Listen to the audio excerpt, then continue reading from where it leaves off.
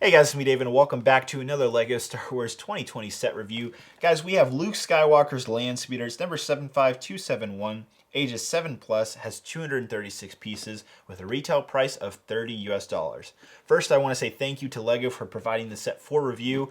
There's kind of this yellow sticker here on top because it's a review copy, so if you're wondering what that is, that's what it is. It's not going to be on the final set. So if you see it at Target, Walmart, Amazon, wherever, you won't have a yellow sticker that says not for sale.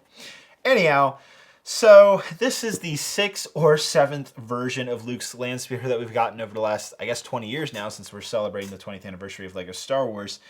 And I got to say, nobody asked for this set. It's not a bad looking set. It really isn't, and I'm sure when I open it and build the Luke's Landspeeder, it's great. It's another Landspeeder. If you haven't gotten a previous version, I think the last one we got was in 2016 in the Rogue One wave. If you haven't gotten any of those, this looks to be a good set. Now, if you have, I'm going to already tell you to skip this set right now. Regardless, I still want to review it. It's interesting what LEGO did here. So we have Obi-Wan's hut as a separate set, and you have Luke's Landspeeder, and they're meant to basically like go along with each other because C-3PO was cut out of Obi-Wan's hut set to be put into this set right here. So if you don't have previous LEGO Star Wars sets, you basically are bought into the fact that you have to buy both. Now, I understand that from a business perspective, but look at it in the bright side, I suppose, where if you are like me and have a billion of these Luke's Landspeeders and a billion C-3POs, you can skip out on buying the set and just buy Obi-Wan's hut, or vice versa, where you could buy this one or that one or buy both. There's also the perspective that LEGO could have actually just put the Landspeeder with Obi-Wan's hut and just made it a bigger, more expensive set.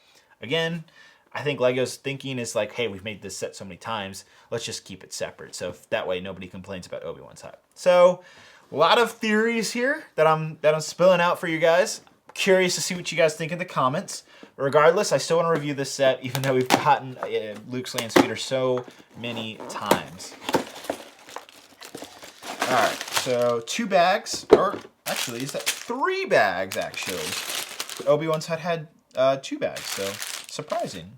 This has, I think, 30 more pieces than Obi-Wan's hut, yet it is, I think, yeah, it also has less minifigures and is still the same price. So if we're looking at that purely, oh, and this one also has stickers. Obi-Wan's hut did not have stickers. So if you're looking at pure like value, I'm already going to tell you Obi-Wan's hut. Regardless, I still want to build this, and I still want to give you my final thoughts and in-depth.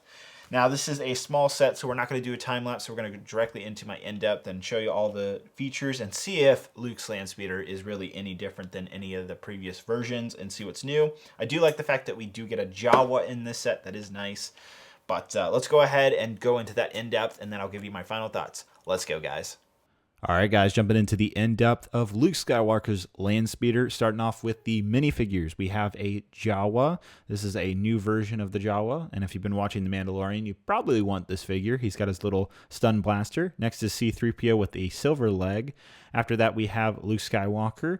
He has like a little cape of some sort that covers him on both sides. It's a neat little cape. Normal Luke Skywalker doesn't seem any different. It's actually the same one you also get in Obi-Wan's hut.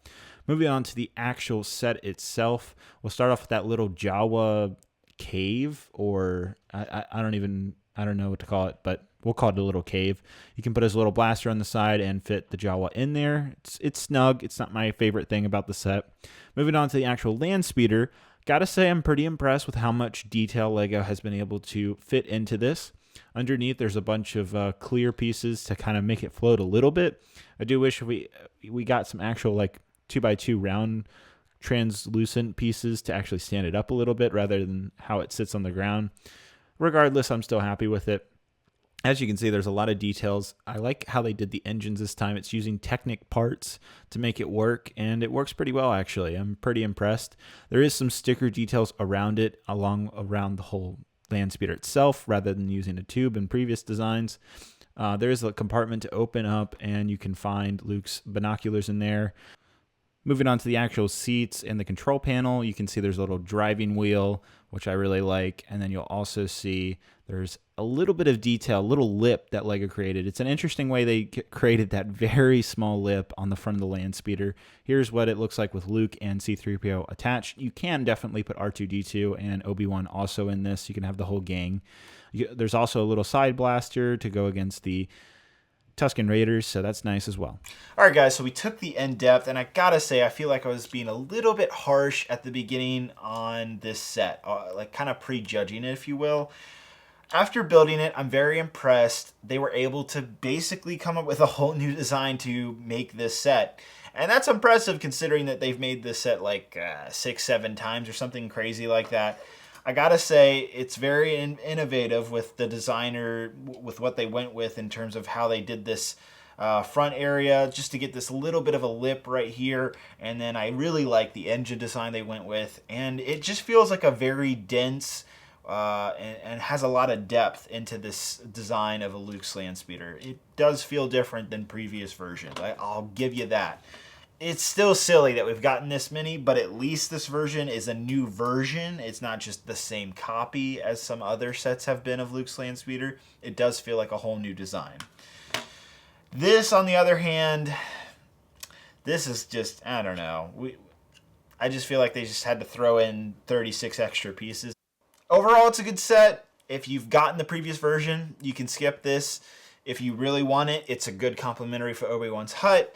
It's a little pricey at $30. Wait for it to come down. That's my overall thoughts. Again, thank you to LEGO for providing this set for review. Looking forward to see what you guys have to say down in the comments below. Definitely check out all my other LEGO Star Wars 2020 set reviews. That's going to be it, guys. Hope you have a great and wonderful day, and bye-bye.